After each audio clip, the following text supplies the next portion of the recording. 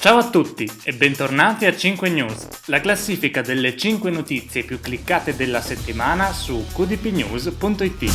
Al numero 5 troviamo la cronaca di un incidente avvenuto a Farra di Soligo.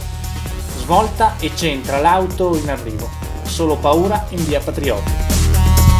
Alla numero 4 parliamo di furti. Ladri scatenati e questa volta anche affamati. Doppio colpo all'osteria alla Rotonda di Susegana.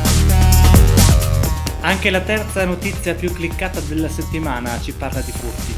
Vanno alla festa e intanto i ladri fanno visita alla loro abitazione.